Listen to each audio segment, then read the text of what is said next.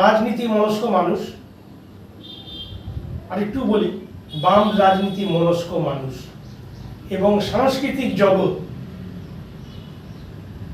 সামাজিক ক্ষেত্রে গণ ব্যাপারটাও আমি বলতে চাইছি না, আমি বলছি লোকশিল্প। লোকশিল্পটার সঙ্গে বাংলার পরিবেশ যে জড়িত, তাতে যে বৈচিত্র্য রয়েছে তার সঙ্গে মানুষ, তার সঙ্গে নিশ্চিত রাজনৈতিক চেতনা জড়িত। তো তার কাছে সোজাসুজি চলে যাচ্ছি।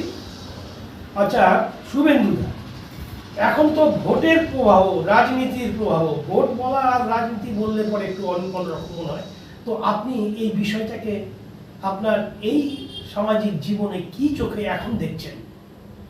একটা কথা আমি বলে রাখি, সেটা হলো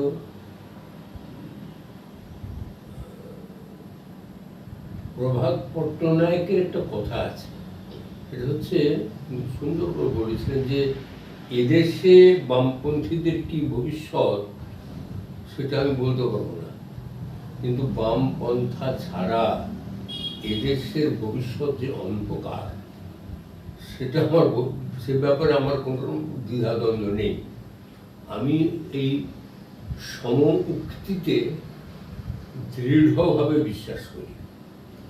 আমি ব্যক্তিগতভাবে প্রত্যক্ষ রাজনীতি ছেড়েছি 1994 সালে, মানে আমাকে ছাড়িয়ে দেওয়া হয়েছে, ছেড়েছি বললে সম্পূর্ণ বলা হবে না।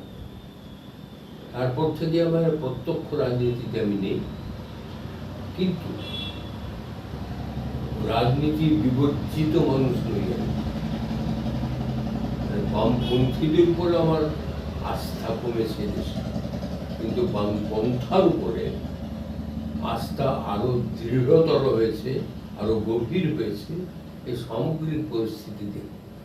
তো তিনি বলতে চাইছেন বামপন্থীদের উপর তার কতখানি আস্থা আছে এই ব্যাপারে তিনি এখনো সন্দিগ্ধ, তবে বামপন্থার উপর তিনি খুব জোর দিচ্ছেন, তার প্রতি তার আস্থা বিন্দু মাত্র টলেনি।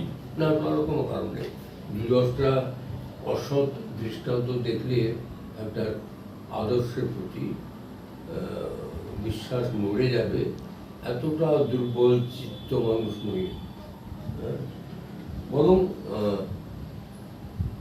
এখন সামনে নির্বাচন আসছে, আমি একটু ব্যক্তিগত, বামপন্থীরা স্বাধীনতারও আগে থেকে নির্বাচনে অংশগ্রহণ করছে, এবং স্বাধীনতার আগে দুটি অন্তত আসনে বামপন্থীরা নির্বাচনে জয়ী হয়েছিল, রতনলাল ব্রাহ্মণ এবং জ্যোতিবাবু। এবং বামপন্থীরা যে নির্বাচনে অংশগ্রহণ করবে তার পেছনে একটা যুক্তি ছিল বামপন্থীদের, যাকে ডিমিট্রভ তত্ত্ব বলা হয়, এবং সেখান থেকে যারা বামপন্থীদের কর্মসূচিতে যুক্ত হয়, যে বামপন্থীরা যদি রাষ্ট্রশক্তির একটি ক্ষুদ্রতম অংশেও ক্ষমতাতে আসতে পারে, তাহলে তারা যে দৃষ্টান্ত স্থাপন করতে পারে তাতে মানুষের বিশ্বাস বাড়বে, যে এরা বৃহত্তর ক্ষেত্রে আরো অনেক বেশি জনমুখী হবে। তো এখন তো ভারতবর্ষের রাজনীতিতে, এবং কি আমরা যদি ছোট করে ধরি পশ্চিমবঙ্গেও একটা নীল সাদা প্রবাহ, তারও ব্যাপকভাবে একটা গেরুয়া প্রবাহ দেখা যাচ্ছে। এই পরিস্থিতিতে রাজনৈতিক মানে নির্বাচন কতখানি প্রয়োজন, এবং বামপন্থীদের কি মনে হয় আপনার এই নির্বাচনে অংশগ্রহণ করা উচিত? আমার তো এটা আমার নিতান্ত ব্যক্তিগত অভিমত। বামপন্থী রাজনৈতিক দলগুলির অন্তত সবথেকে বড় বামপন্থী দল যেটি আছে সিপিআইএম, তাদের উচিত একটা নতুন করে প্লেনাম ডাকা, যেমন সেই প্লেনামে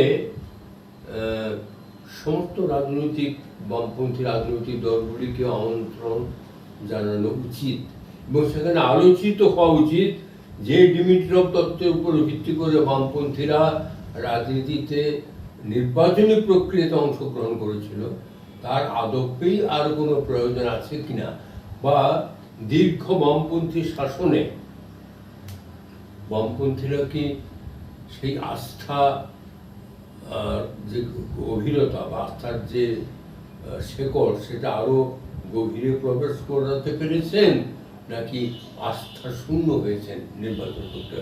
এই যে সম্প্রতি জেএনইউতে জওহরলাল নেহরু ইউনিভার্সিটিতে যেই ঘটনাটা ঘটিয়ে ফেললো এরা তো বামপন্থীরাই ঘটিয়েছে।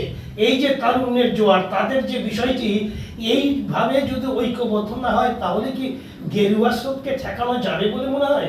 এটা কি একটা উদাহরণ হওয়া উচিত? শুধু গণসংগঠন বা কেবলমাত্র তারুণ্যই একটা ব্যবস্থাকে পাল্টে দিতে পারে না। তার থেকে অনেক বড় দৃষ্টান্ত বামপন্থীরা স্থাপন করেছে কিন্তু কৃষক আন্দোলনের ক্ষেত্রে।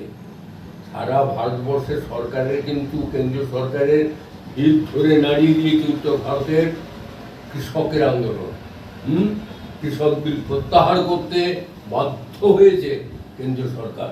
সে কিন্তু বামপন্থী কৃষক আন্দোলনের তীব্রতার ফলে। কাজেই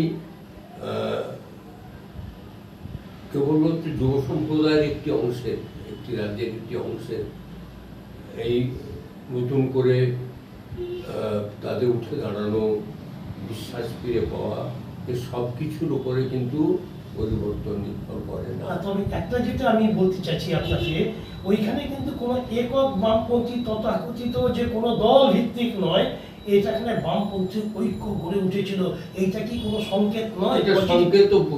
জেএনইউতে দীর্ঘকাল ধরে বামপন্থীদের প্রতাপ আছে, বামপন্থীরা জিতেন ওখানে, এবারেও জিতেছেন। আমি আবার বলছি আপনাদের যে গণসংগঠনগুলি একটি আন্দোলনের সূচনা করতে পারে, আন্দোলনকে প্রবাহিত করতে পারে, তার মধ্যে উচ্ছ্বাস তৈরি করতে পারে, আশার সঞ্চার করতে পারে, কিন্তু পাল্টে দেওয়ার ক্ষমতা গণসংগঠনের নেই।